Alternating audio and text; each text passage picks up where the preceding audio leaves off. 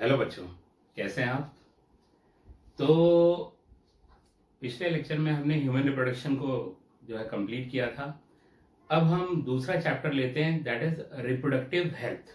उसे स्टार्ट करते हैं, रिप्रोडक्टिव हेल्थ। अब सबसे पहले बात कर लेते हैं कि रिप्रोडक्टिव हेल्थ का मतलब क्या है। What is reproductive health. तो देखिए, रिप्रोडक्टिव हेल्थ का सिंपली मतलब होता है कि healthy growth of reproductive organs and their healthy functioning. Reproductive organs की ग्रोथ हेल्दी हो और उनकी फंक्शनिंग भी हेल्दी हो, वो सिंपली रिप्रोडक्टिव हेल्थ की डेफिनेशन होती है। मगर according to WHO, world health organisation की बात करें तो रिप्रोडक्टिव हेल्थ की डेफिनेशन वो क्या होती है? Well being in all aspect, physical, mental, social and behavioural, that is reproductive health. तो आप चाहे तो नोट कर सकते हैं डेफिनेशन को, जो WHO ने दी है रिप्रोडक्टिव हेल्थ की डेफिनेशन, वो लिख लीजिए। Well being in all aspect, physical, mental, social and behavioural. Physical का मतलब कि जो हेल्थ है फिजिकली वो सही हो, रिप्रोडक्टिव ऑर्गन सही हो। मेंटली भी फिट होना जरूरी है। ये नहीं कि आदमी मेंटली हमेशा इरिटेटेड रहता है, एग्रेसिव नेचर है, अपने पार्टनर से लड़ता रहता है और एब्रेसिव लैंग्वेज का यूज करता है। ये सब चीजें अगर हैं तो वो भी रिप्रोडक्टिवली हेल्थी नहीं माना जाएगा। केवल फिजिकल मेंटल ही नहीं, बल्कि सोशल जो है, सोसाइटी से भी रिलेशन अच्छे होने चाहिए, वो भी रिप्रोडक्टिव हेल्थ का एक एस्पेक्ट है। और बिहेवियरल मतलब अभी बताया, मेंटली फिट हो और बिहेवियर अपने पार्टनर से और दूसरे सराउंडिंग लोगों से जो सोसाइटी में है उनके साथ वो भी अच्छा हो, तो वही सही रिप्रोडक्टिव हेल्थ होती है। तो आप समझ गए, रिप्रोडक्टिव हेल्थ का मतलब well being in all these 4 aspects, physical, mental, social and behavioural. Mental और बिहेवियरल एक तरह के एस्पेक्ट ही हैं। अगर मेंटली फिट होगा, साउंड होगा आदमी, तो बिहेवियर भी उसका क्या होगा? नाइस होगा। और वैसे भी नाइस बिहेवियर सबसे रखना ही चाहिए हमें, है ना। रूड बिहेवियर को कोई भी रिस्पेक्ट नहीं मिलती सोसाइटी में कहीं भी। केवल रिप्रोडक्टिव हेल्थ का एस्पेक्ट नहीं है, वो वैसे भी सोसाइटी में अच्छे संबंध कायम करने के लिए जरूरी होता है कि हम सबसे स्वीट रहें, पोलाइट रहें। ठीक है, तो ये बात हो गई रिप्रोडक्टिव हेल्थ की। What are the problems and strategies to overcome those problems. क्या प्रॉब्लम्स हैं और क्या स्ट्रेटजीज हम बना सकते हैं उन प्रॉब्लम्स को ओवरकम करने के लिए, वही सारे पॉइंट्स हमने यहाँ लिखे हुए हैं।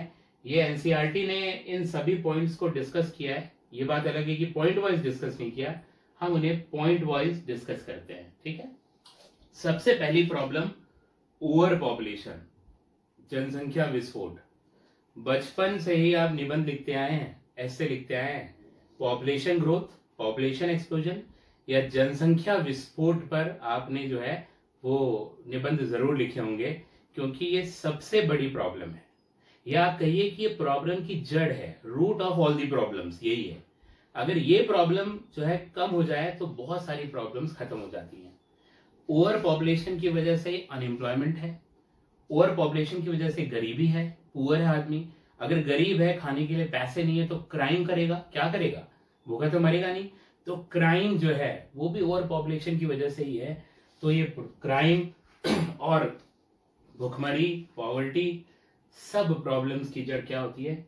Over population. ये सबसे बड़ी प्रॉब्लम है। साथ ही साथ over population reproductive healthy society maintain करने में भी बहुत बड़ी प्रॉब्लम है। क्योंकि अगर कंट्री की पॉपुलेशन बहुत बड़ी है, बहुत ज्यादा लोग हैं, तो उस केस में हर इंडिविजुअल तक जाके मेडिसिन पहुंचाना, जानकारी पहुंचाना, वो बड़ा मुश्किल टास्क होता है। इसीलिए अगर ओवर पॉपुलेशन है तो रिप्रोडक्टिवली हेल्दी सोसाइटी भी मेंटेन हम नहीं कर सकते। उसे मेंटेन करने के लिए जरूरी है कि पॉपुलेशन पे कंट्रोल किया जाए। कैसे ओवर पॉपुलेशन है, मैं आपको अगर बताऊं तो वर्ल्ड की पॉपुलेशन 1990 में, वर्ल्ड अगर पॉपुलेशन की बात कीजिए, पॉपुलेशन तो ये थी 1 बिलियन, जो कि 2000 में 2000 वर्ल्ड पॉपुलेशन हो गई 6 बिलियन। और अगर आप 2000 में इंडिया की पॉपुलेशन देखिए, इंडियाज पॉपुलेशन, तो इंडियाज पॉपुलेशन वाज 1 बिलियन। देख रहे हैं आप, इसका मतलब 2000 में ही every 6 person was an Indian. एक लाइन में खड़े कर दीजिए आप, तो हर छठा आदमी बोलेगा मैं भारतीय हूं, मैं बिहारी हूं, मैं यूपियन हूं, मैं डेलाइट हूं, अलग अलग जगह का होगा, मगर वो भारतीय होगा, हर छठा इंडिविजुअल दुनिया में। तो आप देखिए, वर्ल्ड की पॉपुलेशन 6 बिलियन, 2000 के आंकड़े हैं ये, और इंडिया की पॉपुलेशन 1 बिलियन, जो कि बहुत ज्यादा है। अगर आप इंडिया का लैंड रेशियो देखेंगे तो बहुत कम है इस पॉपुलेशन के मुकाबले। क्या आपको लगता है कि इंडिया का जो जियोग्राफिकल एरिया है वो वर्ल्ड का 1/6 होगा? पता करिए इसे, फाइंड इट आउट, देखिए कितना है उसका जो है जियोग्राफिकल एरिया, तब आपको पता लगेगा एग्जैक्टली कि कितनी ज्यादा पॉपुलेशन इंडिया की है। सच अ बिग पॉपुलेशन, इसको मेंटेन करना, मैनेज करना बहुत मुश्किल टास्क होता है, बहुत प्रॉब्लमेटिक टास्क है। इसीलिए जरूरी है कि ओवर पॉपुलेशन को क्या किया जाए, कंट्रोल किया जाए।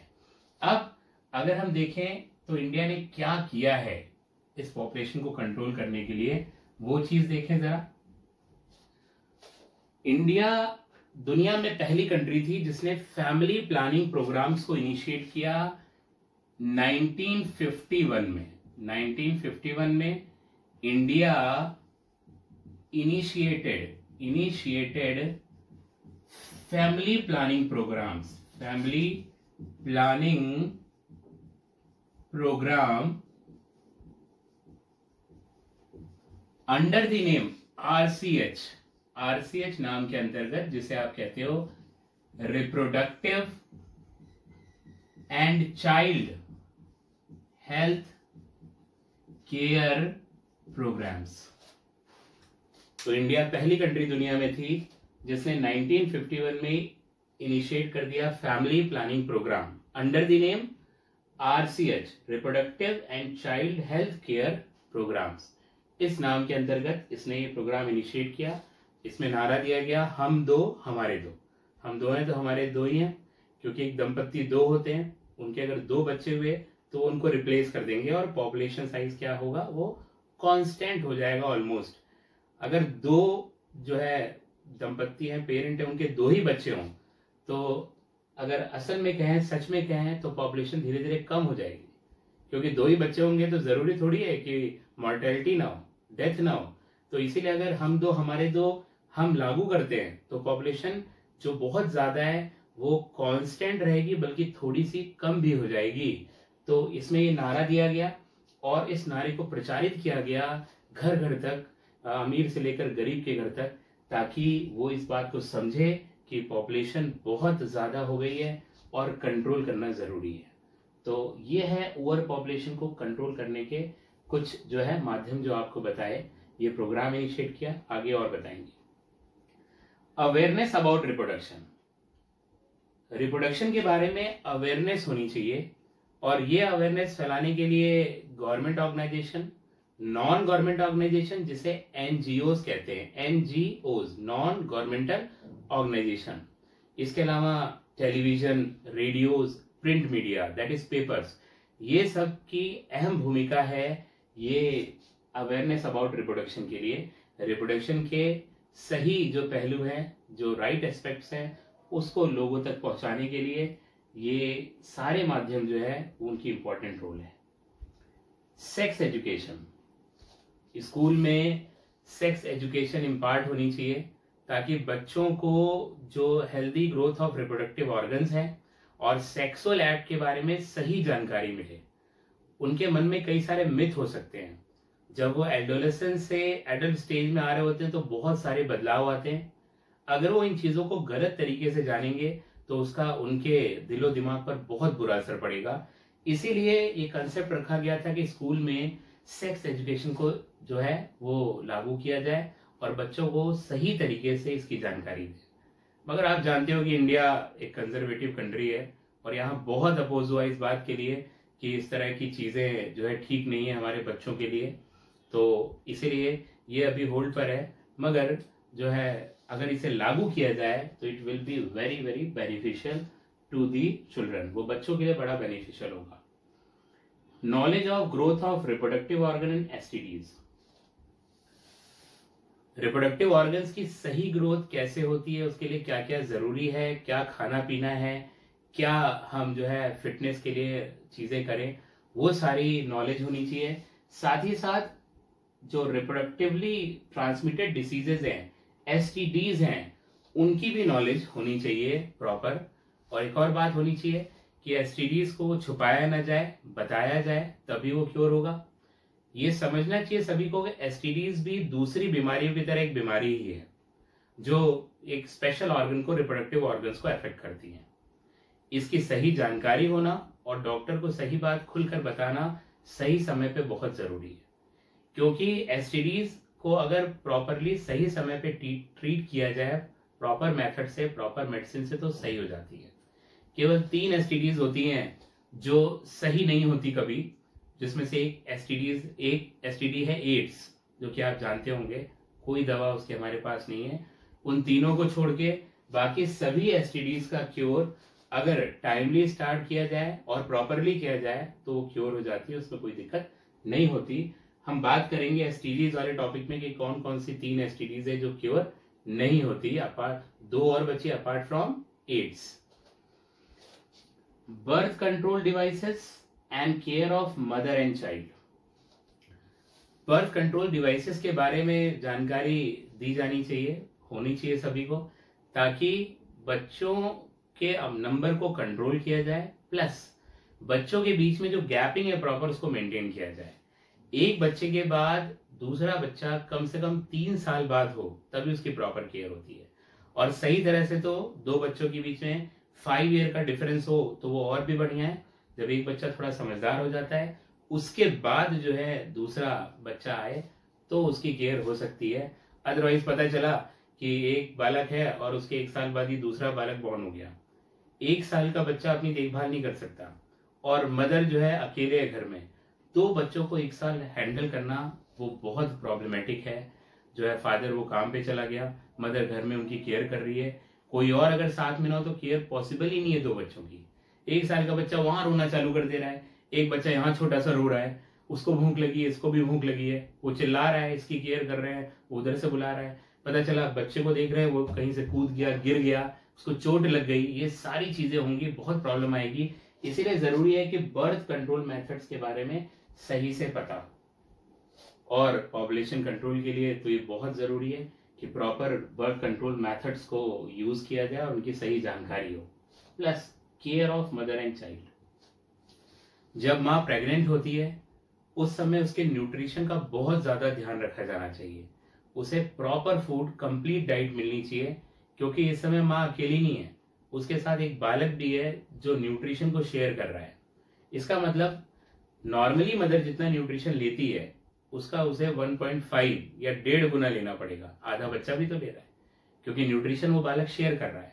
अगर मदर को प्रॉपर न्यूट्रिशन नहीं मिलेगा तो बच्चे को भी प्रॉपर न्यूट्रिशन नहीं मिलेगा और बच्चे का डेवलपमेंट वो प्रॉपर अच्छी तरह से नहीं हो पाएगा।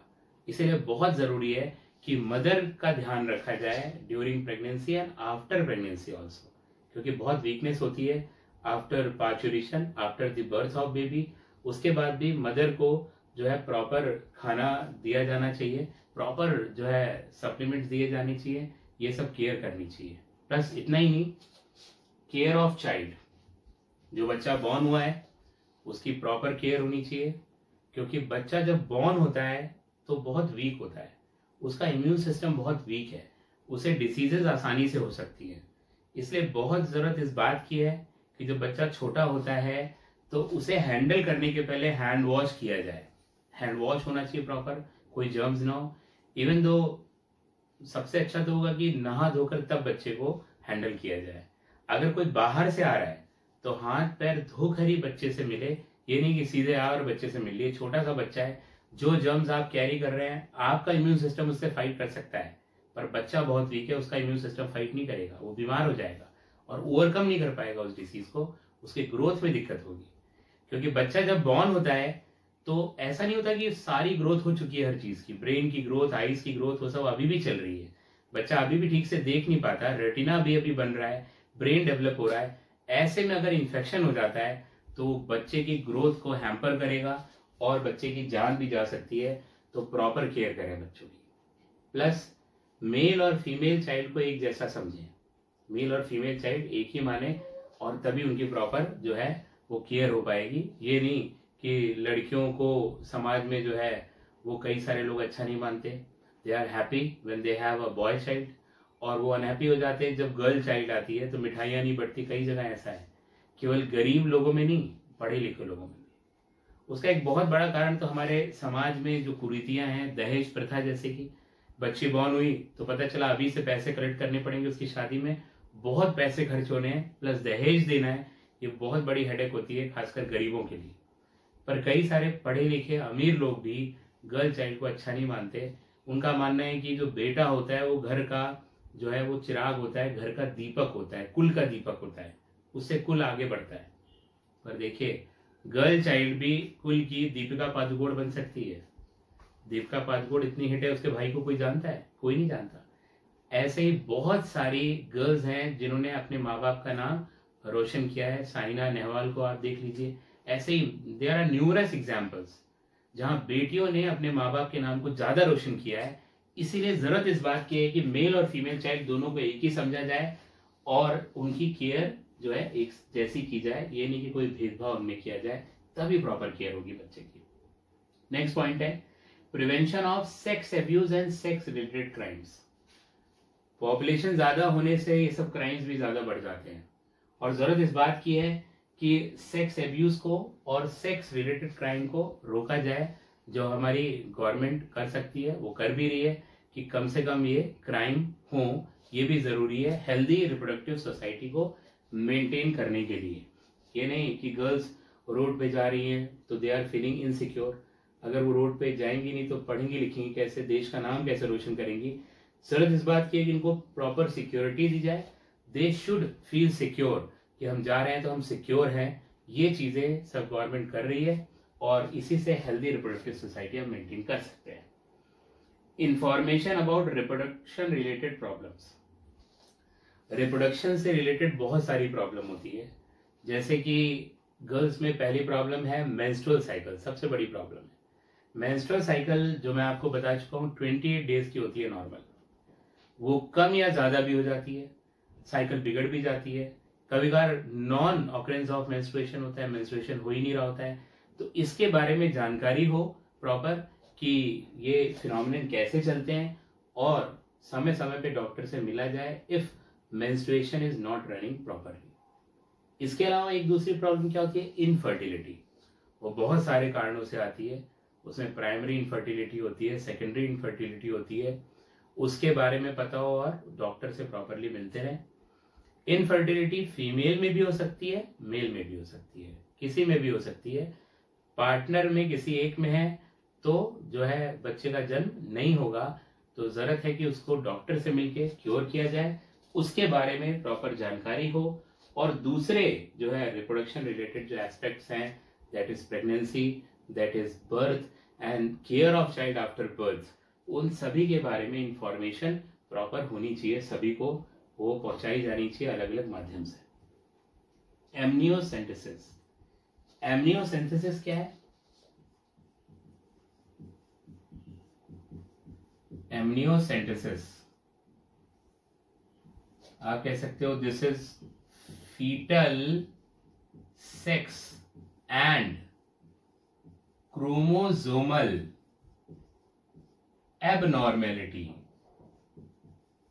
abnormality detection technique based on chromosomal pattern of fetal cells in amniotic fluid। इसका मतलब ये एक ऐसी टेक्निक है जिसमें बच्चे का हम सेक्स पता कर सकते हैं कि वो मेल है कि फीमेल, और उसके अंदर अगर कोई एबनॉर्मेलिटी है तो वो भी डिटेक्ट करी जा सकती है जन्म से पहले ही। एक्चुअली अगर जेनेटिकल एबनॉर्मेलिटी है और बर्थ के बाद हम उसका क्योर कर रहे हैं, जो कि पॉसिबल है जीन थेरेपी से, तो वो क्योर परमानेंट नहीं होता। मगर अगर क्योर बर्थ से पहले ही कर दिया जाए, फॉर एग्जाम्पल जीन थेरेपी, कोई जीन की कमी है बच्चे में या डिफेक्टिव है, उस जीन को बर्थ से पहले ही ड्यूरिंग एम्ब्रियोनिक लाइफ में उसके अंदर इंट्रोड्यूस करा दिया जाए, तो पूरी लाइफ वो जीन उसमें जिंदा रहेगा।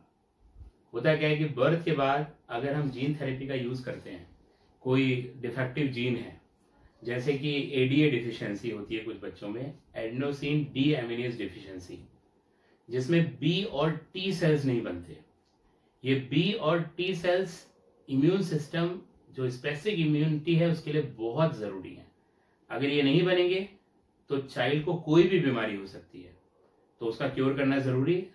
Now the child is born without the gene for ADA, ADA की जीन के बिना बोर्न हुआ। अब हम बाहर उसमें इलाज कर सकते हैं, जीन इंट्रोड्यूस करा सकते हैं, मगर ये जीन मॉर्टल होगा।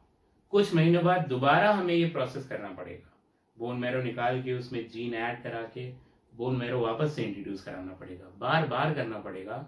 तो वो बहुत जो है लेंथी कम्बरसम प्रोसेस है। अगर हम पहले ही पता कर लें डिफेक्ट और एम्ब्रियोनिक लाइफ में जीन ऐड कर दें जो जीन डिफेक्टिव हो, तो वो पूरी लाइफ के लिए क्योर बन जाता है, और वो जीन अब उस बच्चे के साथ ही जो है डाई करेगा, वो पहले डाई नहीं करेगा। ये बताता है इस जो है टेक्निक की इंपॉर्टेंस, कि कितना ज्यादा इंपॉर्टेंट है टेक्निक, कि हम फीटस के सेल्स को ड्रॉ करें, निकालें इंजेक्शन से, जो उसके एमनियोटिक फ्लूइड में है। बच्चा एमनियोटिक फ्लूइड में ही जो है वो डेवलप हो रहा होता है, उसके कुछ सेल्स टूट के एमनियोटिक जो है फ्लूइड में आ जाते हैं। उन सेल्स को हम इंजेक्शन से निकालते हैं। हम एमनियोटिक फ्लूइड को ड्रॉ करते हैं इंजेक्शन से, माइक्रो नीडल से, तो साथ में सेल्स भी आ जाती है एम्ब्रियो की। उन सेल्स को एनालाइज करते हैं कि उनमें कोई जीन डिफेक्ट तो नहीं है, और साथ ही साथ हम सेक्स का भी पता आसानी से कर सकते हैं उनमें, और यही टेक्निक एमनियोसिंथेसिस है। मगर कुछ लोग जो है एमनियोसिंथेसिस का कुछ लोगों ने मिसयूज किया, जो है पता करने के लिए कि चाइल्ड बॉय है कि गर्ल, और गर्ल चाइल्ड जो है अगर होता है तो कई सारे लोग एबॉर्शन करा देते हैं। सिंपली मैं इसे कहूँ तो एक तरह से मर्डर है वो चाइल्ड का, जो कि दुनिया में आने वाली थी उसका।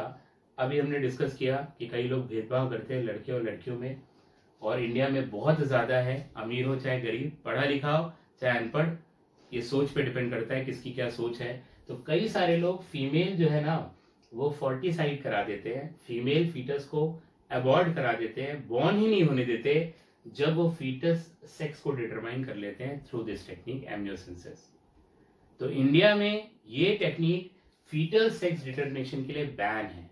कोई भी बच्चे के सेक्स का पता नहीं लगा सकता इस टेक्निक से, मगर हाँ क्रोमोसोमल एबनॉर्मलिटी का पता लगा सकता है।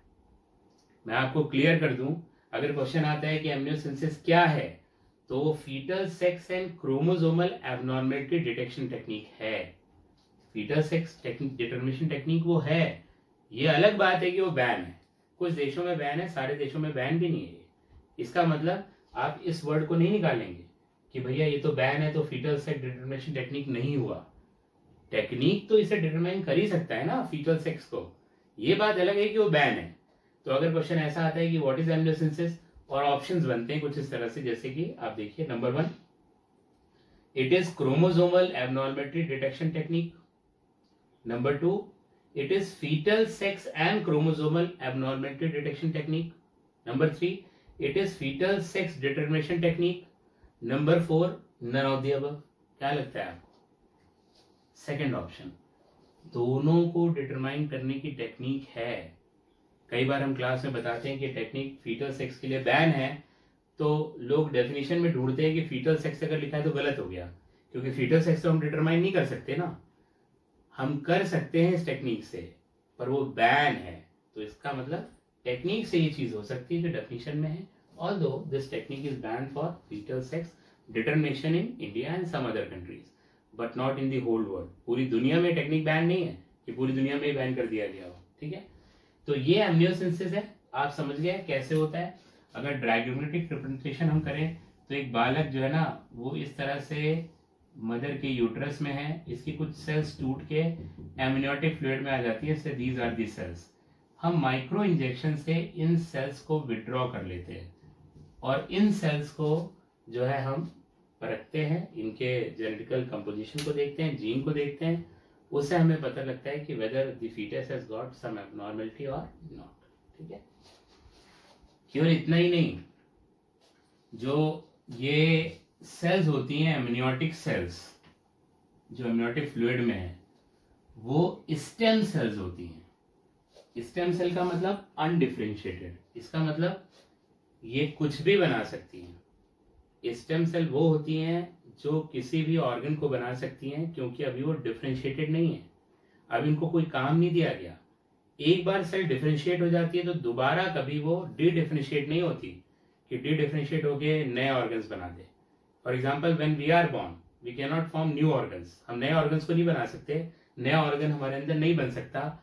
मगर जब एम्ब्रियोनिक लाइफ थी तो एक सेल से ही पूरा इंडिविजुअल बना, पूरा बेबी बना। इसका मतलब उस सेल में पोटेंशियल था जो कि जायगोट थी, जो कुछ भी बना सके, उसे हम कहते हैं stem cell.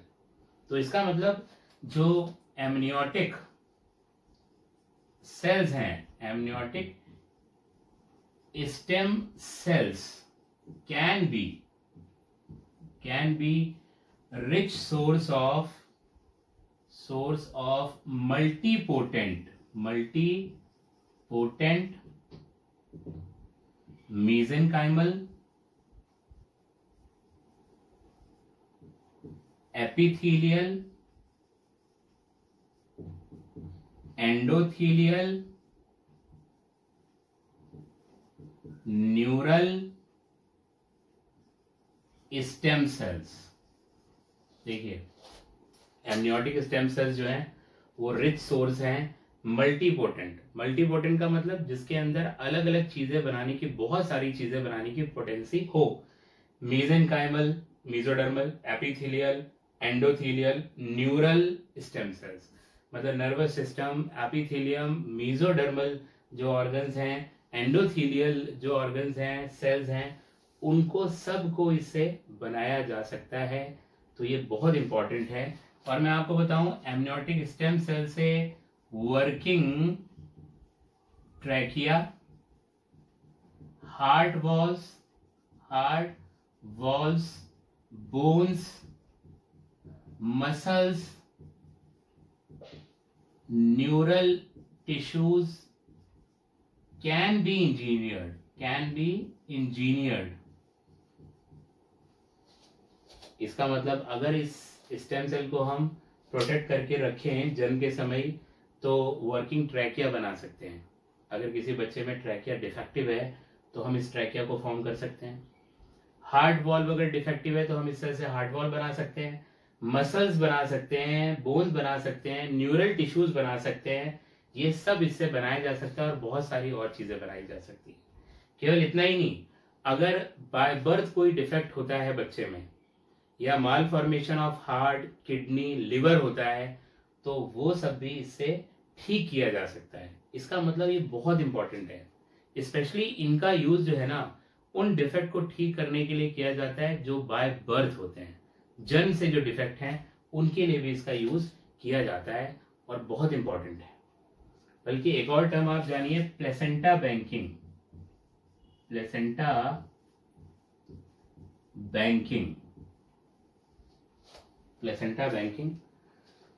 At the time of birth जो अम्बिलिकल कॉर्ड है बच्चे की, वो प्रिजर्व कर दी जाती है।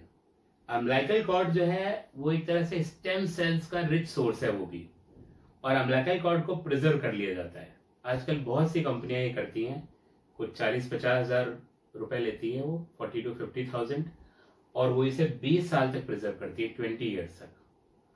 और अगर कोई डिफेक्ट मीनवाइल आता है तो वो इंश्योर्ड होता है। अगर बच्चे में जिसकी अम्बिलिकल कॉर्ड प्रिजर्व है कोई डिफेक्ट आता है तो कंपनी फ्री ऑफ कॉस्ट उस डिफेक्ट को दूर कर देती है, अगर वो इससे पॉसिबल है तो।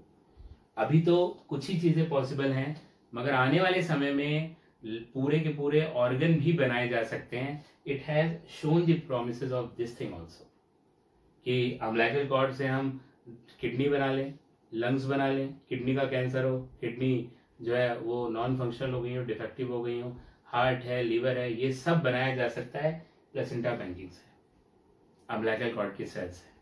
तो आप सोचिए आने वाले समय में 10-20 सालों में मोस्ट प्रोबेबली साइंस इतनी एडवांस हो जाए कि वो ये ऑर्गन्स बना सके। कितना बढ़िया हो कि लोगों का लंग खराब हो जाए और डॉक्टर को फोन करें कि डॉक्टर साहब 1 महीने बाद आ रहे हैं, नया लंग्स बना के तैयार रखिएगा, आप तब तक सिगरेट खूब सारा पी लेते हैं, सिगरेट आराम से पीते हैं, लंग्स और खराब हो जाने तो 1 महीने बाद बदलने वाले हैं। ऐसा करना नहीं है। I am not promoting smoking, I am not promoting drinking कि ड्रिंक करो लिवर खराब हो और वहां बदलो, ऐसा नहीं है। मगर अगर खराब हो जाते हैं किसी केस में तो उसमें ये बदले जा सकते हैं, उसमें बहुत फायदा होता है इन अम्बिलिकल कॉर्ड का। इसीलिए आजकल ज्यादातर लोग इन अम्बिलिकल कॉर्ड को प्रिजर्व करा देते हैं और आने वाले समय में ये उस बच्चे के किसी भी डिफेक्ट को ठीक कर सकता है। केवल बच्चा ही नहीं बल्कि अगर पेरेंट में कोई डिफेक्ट हो, क्योंकि बच्चा पेरेंट के जीन से ही बना है, तो पेरेंट के डिफेक्ट को भी दूर करा जा सकता है। अगर पेरेंट में मान लीजिए किडनी जो है वो खराब हो गई पूरी तरह से, आप जानते हैं खराब हो जाती है तो 2 ही तरीके होते हैं। अगर किडनी पूरी तरह से डैमेज हो गई, नॉन फंक्शनल हो गई, तो फेल कर गई, जिसे हम कहते हैं किडनी फेलियर, तो या तो नई किडनी लगाई जाए या हीमोडायलिसिस पे रखा जाए। हर हफ्ते जाके हीमोडायलिसिस कराना पड़ता है, वरना नई किडनी जिसके खर्चे बहुत ज्यादा होते हैं, 15-20 लाख रुपए लगते हैं, प्लस वो किडनी किसी डोनर से लेनी पड़ती है, उसके पैसे लगते हैं। और इसके अलावा किसी और की किडनी अगर इम्प्लांट कर रहे हैं तो रिजेक्शन के भी चांसेस होते हैं, इम्यून सिस्टम रिजेक्ट भी कर सकता है, इसीलिए इम्यूनो सप्रेसेंट ड्रग देने पड़ते हैं। पर जरा आप सोचिए कि किसी फादर की किडनी खराब हो गई और उसके बच्चे के स्टेम सेल्स हैं और आने वाले समय में ऑर्गन पूरे बनाए जा सकते हैं, तो उस स्टेम सेल से जो किडनी बनेगी वो पेरेंट में रिजेक्ट नहीं होगी, उसका रिजेक्शन नहीं होगा। तो कितनी अच्छी बात है अगर अम्बिलिकल कॉर्ड को प्रिजर्व करके रखा जाए। ठीक है, इसके अलावा एक और टेक्निक है, उसको भी डिस्कस करते हैं यहाँ पे, दैट इज पब्स।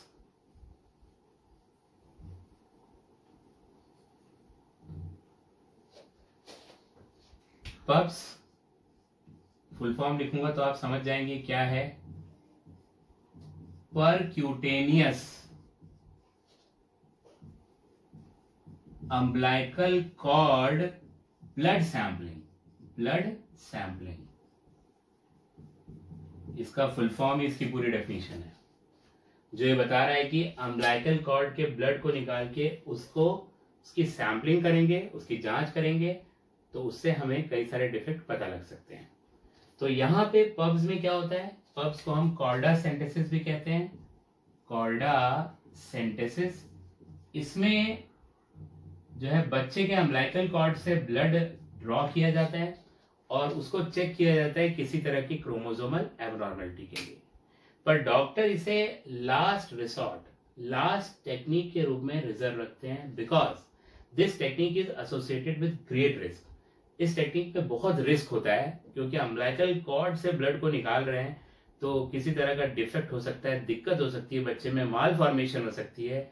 इसीलिए डॉक्टर इसको लास्ट रिसोर्ट के रूप में यूज करते हैं पब्स को। तो कब करते हैं, जब एमनियोसिंथेसिस सिंथेसिस से कोई रिजल्ट ना मिला हो, या सीवीसी से ये होता है chorionic blood sampling, blood sampling, ultrasound, ultrasound, इन सब से कोई कॉन्क्लूसिव रिजल्ट ना मिला हो और डॉक्टर को पूरा यकीन हो कि बच्चे में कोई डिफेक्ट हो सकता है, वो उसकी फैमिली की हिस्ट्री को पढ़ता है, उसके अनुसार उसे लगता है कि बच्चे में कोई डिफेक्ट हो सकता है, पर इन टेक्निक से कोई जो है कॉन्क्लूसिव रिजल्ट नहीं मिला, ऐसे केस में आखिरी हथियार के रूप में डॉक्टर पब्स का यूज कर सकता है और पब्स से पता लगा सकता है। ठीक है, तो जरा इस बात को लिख लीजिए कि लिख लीजिए pubs, pubs can be used as a last resort, pubs can be used as a last resort when no conclusive results, pubs can be used as a last resort when no conclusive results has been obtained from amniocentesis, CVC and ultrasound. CVC and ultrasound, because this technique is associated with great risk, because this technique is associated with great risk. With great risk. ठीक है, तो ये एमनियोसेंसिस और pups के बारे में बात हो गई। नेक्स्ट पॉइंट है रिसर्च इन रिप्रोडक्टिव हेल्थ फील्ड। जरूरत इस बात की है कि रिप्रोडक्टिव हेल्थ फील्ड में जो है रिसर्च चलती रहे, पूरी दुनिया में चल रही है, इंडिया में भी चल रही है। इंडिया में CDRI central drug research institute Lucknow ने एक ड्रग बनाया है सहेली। इसका नाम जो है सहेली है, हिंदी का नाम देख रहे हैं आप, इसी से पता लग रहा है कि इंडिया में बना है। सहेली का मतलब फ्रेंड होता है, तो उसी से ये नाम लिया गया है, सखी सहेली, सहेली नाम है। सहेली की खासियत क्या है? ये बर्थ कंट्रोल पिल है, मगर और पिल से डिफरेंट है।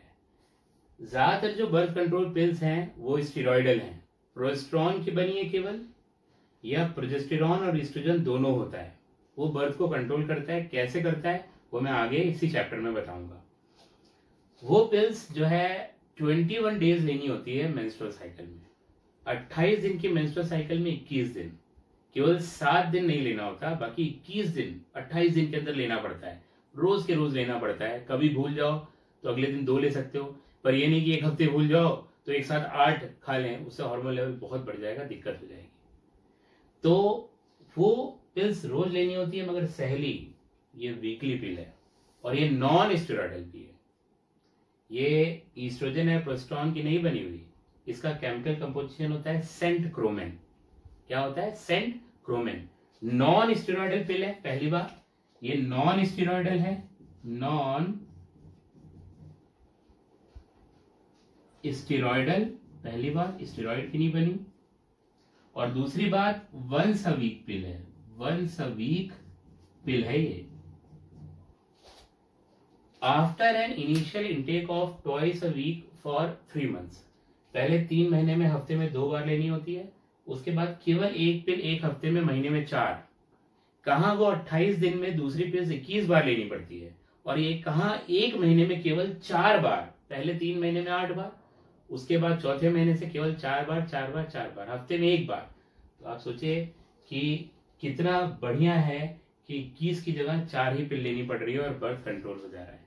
इसके बारे में और जानकारी हम लेंगे और बात करेंगे जब हम कॉन्ट्रासेप्टिव पिल्स की, बर्थ कंट्रोल पिल्स की बात करेंगे आगे अभी इसी चैप्टर में। ठीक है, नेक्स्ट पॉइंट है मेडिकल फैसिलिटीज।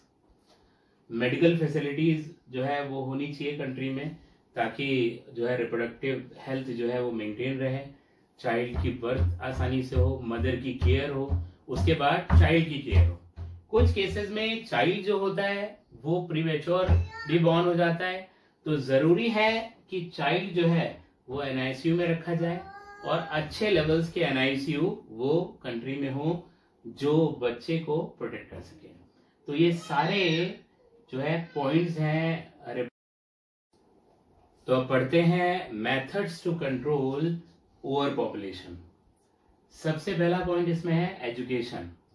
अगर आदमी पढ़ा लिखा है तो समझदार होता है, वो इम्पोर्टेंस जानता है कि कंट्री की पॉपुलेशन कम होनी चाहिए, परिवार की पॉपुलेशन कम होनी चाहिए। छोटा परिवार वो सुखी परिवार होता है, ये बात वो आसानी से समझेगा।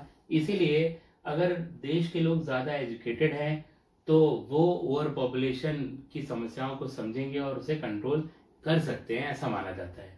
पर मोर और लेस ये सोच पे डिपेंड करता है कौन किस तरह से सोचता है। अगर किसी को ये लगता है कि हमारे ज्यादा बच्चे होंगे तो बेटर रहेगा, तो वो पढ़ाई लिखाई से बदली नहीं जा सकती सोच। मगर हाँ, पढ़ाई करने से सोच जरूर विकसित होती है और सही बातें वो समझ में आती हैं। तो कुछ को छोड़ दें तो ज्यादातर एजुकेटेड लोग आजकल ये बात जानते हैं कि छोटा परिवार होता है, उसकी केयर करना आसान होता है, बच्चों को पढ़ाना लिखाना आसान होता है, और उन्हें अच्छा इंसान बनाया जा सकता है, आगे एक सक्सेसफुल जो है इंसान बनाया जा सकता है। नेक्स्ट मेथड है मैरिजेबल एज। अगर शादी की उम्र को बढ़ा दिया जाए तो क्या होगा, जो रिप्रोडक्शन की एज है फीमेल की वो कम हो जाएगी। एक फीमेल 50 ईयर्स तक ही फर्टाइल होती है और कुछ 12-13 साल में प्यूबर्टी आती है। तो 13 साल से लेकर 50 ईयर्स तक the female is fertile, she can bear the child. उस समय चाइल्ड जो है वो चाइल्ड को बर्थ दे सकती है फीमेल। कब से? 13 साल से 50 साल के बीच में। ना उसके पहले ना उसके बाद। अगर हम मैरिजेबल एज को ही बढ़ा दें तो वो साल उसके रिप्रोडक्टिव एज में से घट जाएंगे। उन सालों में जो बच्चे पैदा होते वो नहीं होंगे, तो इस तरह से हम नंबर को घटा सकते हैं। और गवर्नमेंट पहले ही ऐसा कर चुकी है। आप जानते हो कि शादी की उम्र फीमेल्स के लिए 18 ईयर्स है। अब आप में से कई को लग रहा होगा 13 और 18 में कहाँ बहुत बड़ा फर्क है। बहुत बड़ा फर्क है। उतने एज में 2-3 चाइल्ड जो है वो बॉर्न हो सकते थे। पहले जब ये कानून नहीं था तो लड़कियों की शादी 13-14 साल में हो जाती थी और उनके जो फर्स्ट चाइल्ड है वो 15-16 साल की उम्र में बॉर्न हो जाता था। कई सारी फीमेल्स में तो 18 ईयर्स की एज तक आते आते 2 to 3 चाइल्ड हो जाते थे। वो 2-3 चाइल्ड उसी उम्र में आ गए और उसके बाद भी और चाइल्ड प्रोड्यूस होते थे। पुराने जमाने में आप पता करिएगा कि लोगों के पास 2-3 बच्चे नहीं, 7 और 8 बच्चे, 10 बच्चे, इतने बच्चे हुआ करते थे जिन्होंने इस पॉपुलेशन को बहुत तेजी से बढ़ाया। तो अगर मैरिजेबल एज बढ़ा दें, जो कि बढ़ा चुके हैं, फीमेल्स के लिए 18 ईयर्स और मेल्स के लिए 21 ईयर्स, मेल्स के लिए और ज्यादा है। तो आप कह सकते हो कि मेल्स जो है वो 18 साल में और फीमेल्स भी 18 साल में इतने समझदार माने जाते हैं कि वो वोट दे सकते हैं, सरकार बना सकते हैं। फीमेल्स 18 ईयर्स ऑफ एज पे इतनी मैच्योर है कि शादी भी कर सकती है, पर मेल नहीं कर सकता। मतलब मेल सरकार बना सकता है पर अपना परिवार, अपनी फैमिली नहीं बना सकता, क्योंकि मेल्स पे और भी जिम्मेदारियां होती हैं। 18 साल में शादी नहीं कर सकता। इसीलिए गवर्नमेंट ने मेल्स के लिए 21 ईयर्स और फीमेल्स के लिए क्या रखा है, 18 ईयर्स की उम्र रखी हुई है। तो जब मैरिजेबल एज बढ़ा दी गई है तो that will surely control the population and that is controlling the population. वो कंट्रोल करता है और कर भी रहा है कंट्रोल। अगर हम मैरिजेबल एज को बढ़ाने की बात करें तो इंसेंटिव्स का मतलब उपहार, पुरस्कार, लालच, जो भी आप कह सकते हो, ये बहुत बड़ी चीज होती है, खासकर गरीब फैमिली के लिए। यूपी गवर्नमेंट ने कन्या विद्या धन की योजना लाई कि जो बच्ची 12th पास हो जाएगी उसे 25,000 रुपीज दिया जाएगा उसके अकाउंट में। पहले गांव में 10th क्लास के बाद लोग बच्चों को नहीं पढ़ाते थे, या कई सारे लोग उसके पहले भी नहीं पढ़ाते थे। वो कहते थे पढ़ लिख के क्या करोगे, या 10th तक कई जगह स्कूल्स हैं, 10th के बाद स्कूल दूर है। जैसे हमारे गांव में मैंने देखा है 10th तक स्कूल पास में है और 10th के बाद दूर है, तो पेरेंट उनको भेजते नहीं थे कि बहुत दूर है, लड़कियों को कैसे जाओगे आप, और उनको ले भी नहीं जाते थे, खाली नहीं थे ले जाने के लिए, कुछ काम है, ये है वो है, तो बच्चों की पढ़ाई छुड़ा दी जाती थी। मगर जब यूपी गवर्नमेंट ये योजना लेकर आई कि जब बच्ची 12th पास करेगी तो 25,000 रुपीज मिलेगा, उस लालच में जो लोग कहते थे कि समय नहीं है, कैसे जाओगे स्कूल, कैसे पहुंचाएंगे, अब उनके पास सारा समय आ गया। जो लड़कियां नहीं भी जाना चाहती उनको जबरदस्ती पेरेंट पढ़ाते कि पढ़ ले 25,000 रुपया मिले। आप जरा सोचिए 25,000 रुपीज के लिए वो बच्चों को पढ़ाते हैं, और 25,000 रुपीज एक गरीब फैमिली के लिए बहुत बड़ी रकम है। कई सारी फैमिलीज की पूरे ईयर की इनकम 25,000 नहीं होती, 2-3 साल में भी 25,000 रुपीज नहीं बचा पाते अगर हम सेविंग की बात करें। तो इसीलिए बच्चों को प्रमोट किया। 10th जिन्होंने कर लिया उनको जबरदस्ती पेरेंट ने 12th कराया, बहुत सारी बच्चियां पढ़ ली। ये क्या था, लालच उस पैसे का। तो अगर इस तरह से गवर्नमेंट कुछ प्लान करे कि जिसकी छोटी फैमिली होगी, मान लीजिए फॉर एग्जांपल जिसके 2 बच्चे होंगे, उनको 50,000 रुपए गवर्नमेंट देगी, या से 25,000 रुपए गवर्नमेंट देगी। अगर 2 ही बच्चे हैं पर तीसरा नहीं होना चाहिए, उन्हें 25,000 दिया, 30,000 वापस ले लेंगे। और अगर एक ही बच्चा है तो हम 40,000 देंगे, और एक ही बच्चा अगर केवल गर्ल चाइल्ड है तो 50,000 देंगे। इस तरह की कुछ स्कीम अगर बनाई जाए तो डेफिनेटली जो है ओवर पॉपुलेशन को कंट्रोल किया जा सकता है। कई सारे लोग तो मेल चाइल्ड की जो चाहत होती है उसके चक्कर में उनके बहुत सारे बच्चे हो जाते हैं। पता चलता है कि 5 लड़कियां हैं, उनके पास बॉय चाइल्ड नहीं है, तो still they are going for the child because they want a boy child. तो छठा भी लड़की हो गई, 7वीं भी लड़की होगी, तो 8वां लड़का हो रहा है। तो इसीलिए इंसेंटिव में मैंने आपको बताया कि गर्ल चाइल्ड हो तो और ज्यादा पैसा दिया जाए, केवल गर्ल चाइल्ड हो। इस लालच में बहुत सारे गरीब परिवार वो जो है ज्यादा उनके चाइल्ड नहीं होंगे, and that will be useful to control the over population. 4th है फैमिली प्लानिंग। फैमिली प्लानिंग में बर्थ कंट्रोल मेथड और वो सारे मेथड आ जाते हैं जो कि कम जो है बच्चों को रखते हैं, छोटा परिवार रखते हैं, सुखी परिवार रखते हैं। तो सारे मेथड जो भी आप सोच सकते हो they are included in family planning. चाहे हम बर्थ कंट्रोल मेथड की बात करें, चाहे समझदारी की एजुकेशन की बात करें, चाहे हम बात करें कि गर्ल और बॉय चाइल्ड को एक ही मानना है, चाहे 2 गर्ल हैं तो ये नहीं कि एक और चाइल्ड हो बॉय हो, 2 गर्ल से ही सुखी रहें, दोनों इक्वल होते हैं, बराबर होते हैं।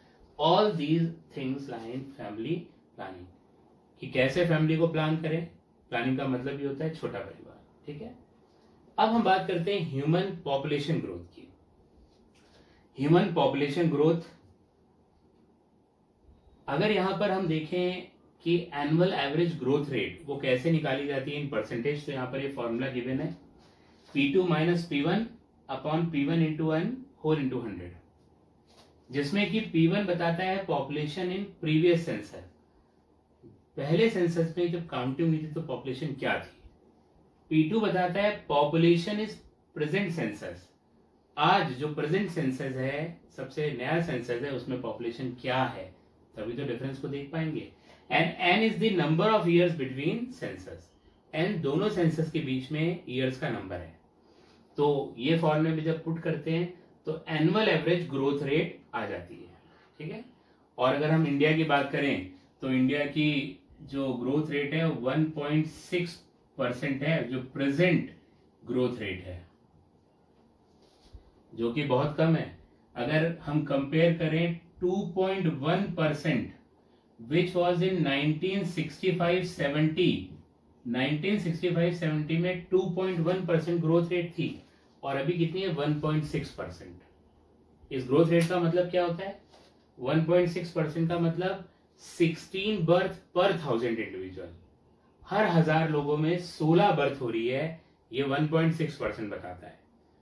ये अभी की है, परंतु 1965-70 में देखिए हर 1000 लोगों में 21 बर्थ हो रही थी, 21 बर्थ, जो बहुत ज्यादा है। अब कितनी है, 5 बर्थ कम है, तो ये काफी कम है एज कम्पेयर टू 2.1। उस समय पॉपुलेशन बहुत तेजी से बढ़ रही थी, क्योंकि हर 1000 इंडिविजुअल में 21 बर्थ हो रही थी, और अभी कितनी है 1.6%, जो कि कम हुई है। तो एनुअल एवरेज ग्रोथ रेट के फॉर्मूले से हम इसको निकाल सकते हैं। अगर आपको क्वेश्चन देता है तो वो प्रीवियस सेंसस में पॉपुलेशन बताएगा, प्रेजेंट सेंसस में बताएगा, और कितने साल बाद वो सेंसस किया गया वो भी बताएगा, वो एन की वैल्यू होगी।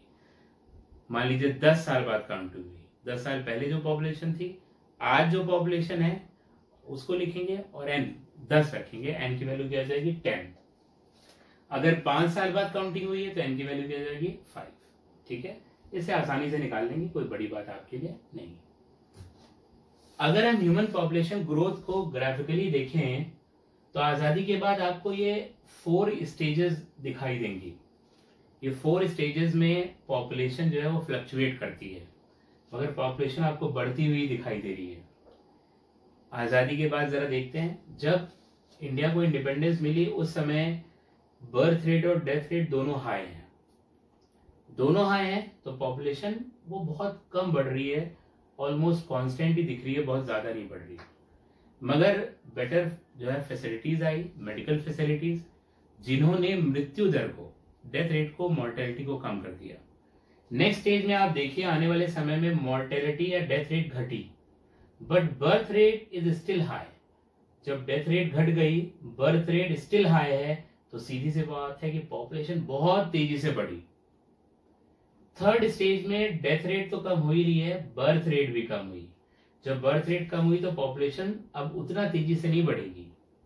और फोर्थ स्टेज में डेथ रेट ऑलमोस्ट कांस्टेंट है, पर बर्थ रेट क्या है, फ्लक्चुएटिंग, तो पॉपुलेशन बहुत धीमे धीमे बढ़ रही है, ऑलमोस्ट कांस्टेंट है। तो इसका सीधा सा मतलब है कि पॉपुलेशन ग्रोथ वो बर्थ रेट और डेथ रेट पे डिपेंड करती है। अगर ये birth rate is equal to death rate हो जाए, जितने जन्म हो रहे हैं उतनी ही डेथ हो, तो इसका मतलब क्या होगा, पॉपुलेशन कांस्टेंट हो जाएगी, वो बढ़ेगी नहीं, घटेगी नहीं, कांस्टेंट पॉपुलेशन हो जाएगी। When birth rate is equal to death rate, that leads to constant population, और इसी को हम कहते हैं डेमोग्राफिक ट्रांजिशन। डेमोग्राफिक ट्रांजिशन, ज्यादातर डेवलप कंट्रीज उनमें डेमोग्राफिक ट्रांजिशन आ गया है। Most of the developed countries they have achieve demographic transition, उनमें डेमोग्राफिक ट्रांजिशन आ चुका है, उनकी बर्थ रेट डेथ रेट के बराबर है, पॉपुलेशन बढ़ नहीं रही, कांस्टेंट है, और यही कारण है कि वो डेवलप्ड कंट्रीज है, वो इतनी डेवलप्ड है। तो डेवलपमेंट के लिए जरूरी है कि पॉपुलेशन को कंट्रोल किया जाए, और birth rate is equal to death rate को क्या कहते हैं हम, डेमोग्राफिक ट्रांजिशन। ठीक है, अब इन कुछ टर्म्स को समझते हैं, उसके बाद ये 8 6 पिरामिड पढ़ेंगे, आज इतना ही पढ़ेंगे। तो टर्म्स देखते हैं। फर्टिलिटी या नेटेलिटी, इसका मतलब क्या है, लिखते जाइए आप, साथ साथ एक लाइन लिखनी है। Fertility, ability of reproductively active individuals to produce baby. Fertility, ability of active individuals to produce babies. Ability of reproductively active individuals to produce babies, उसको हम फर्टिलिटी कहते हैं, या नेटेलिटी। मतलब जो रिप्रोडक्टिवली एक्टिव है, उसमें एबिलिटी हो चाइल्ड प्रोड्यूस करने की, तो उसी को फर्टिलिटी कहते हैं। बर्थ रेट, बर्थ रेट का मतलब नंबर ऑफ बर्थ पर 1000 इंडिविजुअल्स, 1000 में से लेते हैं, हर 1000 की पॉपुलेशन में कितनी बर्थ हो रही है, उसी को कहते हैं बर्थ रेट। ठीक है, next total fertility rate. Total fertility rate,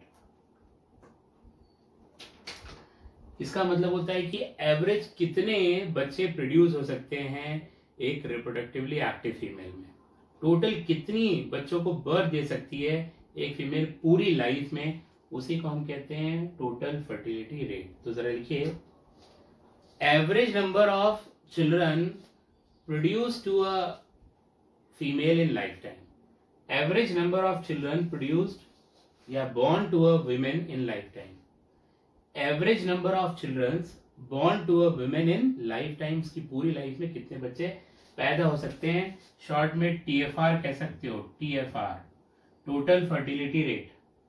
क्या आप सोचकर बता सकते हैं कि टोटल फर्टिलिटी रेट कहां ज्यादा होगा, डेवलप्ड कंट्रीज में कि डेवलपिंग कंट्री में? ज्यादा नंबर ऑफ चाइल्ड पूरी लाइफ में प्रोड्यूस करने की क्षमता किसमें ज्यादा होगी, डेवलप्ड कंट्रीज में कि डेवलपिंग? सोच लिया होगा आपने। देखिए ये कि TFR जो है वो मोर होता है, it is more in developing country. Developing country, जो डेवलपिंग कंट्री होती है ना डियर, उसमें ज्यादा होता है as compare to developed country. अब आप सोच रहे हो कि ऐसा क्यों होता है?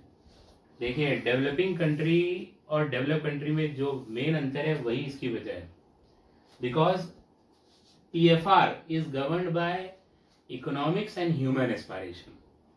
TFR is governed by economics and human aspiration. जो डेवलपिंग कंट्री है वहां इकोनॉमी डाउन होती है, कम होती है, भागदौड़ भरी जिंदगी थोड़ी कम है as compare to develop countries. Even though developing country में देखिए जो गांव में होता है वहां फर्टिलिटी ज्यादा होती है, शहरों में कम, क्योंकि शहरों में बहुत भागदौड़ बड़ी जिंदगी है, बहुत लोग जल्दबाजी में रहते हैं, अपना कैरियर बिल्ड करने में रहते हैं, हर समय बिजी रहते हैं, उनके पास चाइल्ड के लिए समय नहीं है, सोचने के लिए समय नहीं है, इसीलिए वहां पर क्या होता है कि फर्टिलिटी रेट अपने आप कम हो जाती है। ये टोटल फर्टिलिटी रेट याद रखिएगा इनबिल्ट कैरेक्टर है, इसे चेंज नहीं किया जा सकता। जैसे डेवलपिंग कंट्री में जो लोग उनमें ज्यादा है वो डेवलप्ड में चले जाए तो भी उनमें ज्यादा होगी, उनका इनबिल्ट कैरेक्टर हो जाती है। ये बाहर की मेथड्स पे चीजों पे डिपेंड नहीं करता है। ठीक है, तो TFR is governed by human aspiration and economics. जहां इकोनॉमी कम होती है वहां TFR ज्यादा होता है, जैसे कि डेवलपिंग कंट्री, और जहां ह्यूमन एस्पायरेशन ज्यादा होती है चाइल्ड की, वहां पर ये अपने आप बढ़ जाता है। जब हमेशा ये आदमी चाइल्ड के बारे में ही सोचेगा तो वहां पर चाइल्ड प्रोड्यूस करने की एबिलिटी वो बढ़ जाती है। ऐसा डेवलप कंट्रीज में होता है। डेवलप कंट्रीज में आप देखते ही हैं कि जैसे ही शादी होती है, शादी के बाद जो बूढ़े माँ बाप हैं दे आर गेटिंग बोर्ड, तो उन्हें एक चाइल्ड चाहिए, तो तुरंत ही बात करने लगते हैं दूसरे तीसरे दिन से, कब आएगा ताकि हम उसके साथ खेलें एज अ टॉय। तो यहाँ एस्पायरेशन बहुत ज्यादा है, लोग चाइल्ड को बहुत एस्पायर करते हैं, ईगरली वेट करते हैं, खासकर जो बूढ़े माँ बाप हैं या दादा दादी नाना नानी, तो एस्पायरेशन इतनी बढ़ जाती है कि उसकी वजह से इनबिल्ट जो मैकेनिज्म है ह्यूमन का, रिप्रोडक्टिव मैकेनिज्म है, वो भी बढ़ जाता है और इसीलिए TFR क्या हो जाती है ज्यादा। नेक्स्ट आरएल, आरएल का मतलब होता है रिप्लेसमेंट लेवल, रिप्लेसमेंट लेवल। इसकी डेफिनेशन है, लिख लीजिए, total number of children born to a couple in life time, total number of children born to a couple in life time, पूरे लाइफ टाइम में कितने बच्चे बॉर्न होते हैं टू रिप्लेस देमसेल्फ। पूरी डेफिनेशन क्या हुई, total number of children born to a couple in life time to replace themselves. कितना होना चाहिए, 2? जी नहीं, 2 नहीं होता कि 2 माता पिता है तो 2 बच्चे हो जाए तो अपने को रिप्लेस करेंगे। मैंने शुरू में लेक्चर में बताया कि 2 में से डेथ भी हो सकती है, इसीलिए वो स्लाइटली हायर देन 2 होगी उसकी वैल्यू। आरएल लेवल की वैल्यू वो हायर होती है। अगर आप आरएल की वैल्यू बात कीजिए तो डेवलप्ड में अलग होती है और डेवलपिंग कंट्री में अलग होती है। डेवलपिंग कंट्री में अलग, डेवलप कंट्री में 2.1 होती है, डेवलपिंग में 2.7। अब आप सोच रहे हो क्यों, क्या होता है कि डेवलपिंग कंट्री में मेडिकल फैसिलिटीज थोड़ी कम होती है, इसीलिए वहां बर्थ के बाद चाइल्ड की डेथ की बहुत ज्यादा प्रोबेबिलिटी होती है। जो नया नया जन्मा बच्चा है, नियोनेटल है, उसकी डेथ की प्रोबेबिलिटी बहुत ज्यादा है डेवलपिंग कंट्री में, जबकि डेवलप कंट्री में फैसिलिटीज इतनी बढ़िया है, मेडिकल फैसिलिटीज को बचा लिया जाता है। इसका मतलब फॉरेन में हर 2.1 चाइल्ड में 2 चाइल्ड को बचा लिया जाता है, 0.1 जो है उसी की डेथ हो रही है। जबकि डेवलपिंग कंट्री में देखिए 2.7 है, नियर टू 3। इसका मतलब डेवलपिंग कंट्री में 3 बच्चे जो बॉर्न होते हैं, लगभग अप्रोक्सीमेट 1 बच्चे की डेथ होती है। डेवलपिंग कंट्री में हर 3 बच्चे में से 1 बच्चे की डेथ हो जाती है, इसीलिए एक कपल के 2 से ज्यादा चाइल्ड होने चाहिए। अब 2.7 तो नहीं हो सकता, तो इसका मतलब कि किसी के 3, किसी के 2, कुछ लोगों के 2, कुछ लोगों के 3, ऐसे होगा तब पॉपुलेशन क्या रहेगी, कांस्टेंट। और इंडिया जैसी कंट्री में तो 2 ही चाइल्ड हो तो बेटर है, थोड़ा कम ही हो पॉपुलेशन, क्योंकि पॉपुलेशन ऑलरेडी बहुत ज्यादा है पहले से ही। ठीक है, this is RL. Mortality, death rate, number of deaths पर 1000 इंडिविजुअल, हर 1000 इंडिविजुअल्स में से कितनी डेथ होती है, वही मॉर्टेलिटी है या डेथ रेट है। नेक्स्ट है crude birth rate and crude death rate. देखिए, जब बर्थ रेट और डेथ रेट को 7 जुलाई को मेजर किया जाता है in the mid of year, birth rate on 7 July, death rate on 7 July is known as crude birth rate and death birth rate respectively. उनको क्रूड बर्थ रेट या death जो है रेट, क्रूड डेथ रेट कहते हैं। बात समझ गए होंगे आप, ठीक है। बात करते हैं यहाँ पे age sex pyramid, age sex pyramid, age sex pyramid, age sex pyramid. ये पिरामिड को हम एज सेक्स पिरामिड कहते हैं क्योंकि यहाँ पे एज है ये और यहाँ पे सेक्स गिवन है, इसीलिए एज सेक्स पिरामिड कहते हैं। ये दोनों पिरामिड्स हैं, आप सोचकर बताइए और मेरे ख्याल से आप आसानी से बता देंगे कौन सा डेवलप कंट्री का है, कौन सा डेवलपिंग। ये डेवलप्ड कंट्री का है और ये डेवलपिंग कंट्री का है। देखिए, डेवलप कंट्री में आपको क्या लगता है स्लोप किसमें ज्यादा है, मोर स्टीपर स्लोप किसमें है। अब यहाँ पे कुछ लोग जो है अंग्रेजी में भी फंस जाते हैं, इंग्लिश में भी दिक्कत आ जाती है। ज्यादा स्टीपर का मतलब ज्यादा स्टीप, वो ये है। कुछ लोग इसको बताते हैं क्लास में ज्यादा स्टीपर है, जी नहीं, ये है। तो डेवलप कंट्री का जो ग्राफ है वो मोर स्टीपर है, मोर स्टीपर है। ये लगभग 90 डिग्री के एंगल की तरफ बढ़ रहा है, ऑलमोस्ट 90 के करीब है, जबकि इसका एंगल 45 या उसके आसपास का एंगल बनता है। तो लेस स्टेपर है, ये मोर स्टीपर स्लोप है, ठीक है। अब होता क्या है, डेवलप कंट्री में जो बच्चों की पॉपुलेशन है वो ऑलमोस्ट जो बूढ़े होते हैं उनकी पॉपुलेशन के बराबर होती है, ऑलमोस्ट बराबर। Death rate is equal to birth rate, ये डेवलप कंट्री का होता है जिनमें डेमोग्राफिक ट्रांजिशन आ चुका होता है। जबकि डेवलपिंग कंट्री में नंबर ऑफ बर्थ देख रहे हैं कितनी ज्यादा है और ओल्ड एज जो पॉपुलेशन है वो कम है, तो बूढ़े लोग ही मरते हैं, नेचुरल डेथ। तो एक्सीडेंटल डेथ तो बहुत कम होती है।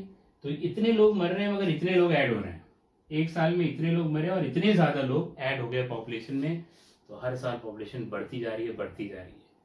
इसका मतलब डेवलप कंट्री का पता कैसे करेंगे? जिनमें नंबर ऑफ चिल्ड्रन ज्यादा हो as compare to old age population. बच्चों की पॉपुलेशन बहुत ज्यादा हो बूढ़ों से, तो वो जो है इस तरह का पिरामिड बनता है, और ये डेवलपिंग कंट्री के लिए होता है। डेवलप कंट्री में बच्चे और बूढ़ों की पॉपुलेशन ऑलमोस्ट क्या होती है? बराबर। ठीक है, तो डियर आज के लिए इतना ही। नेक्स्ट टाइम पे हम बर्थ कंट्रोल मेथड्स को पढ़ेंगे और आगे चैप्टर को प्रोसीड करेंगे। आज के लिए इतना ही, ये आप ड्रॉ कर लीजिए। ठीक है।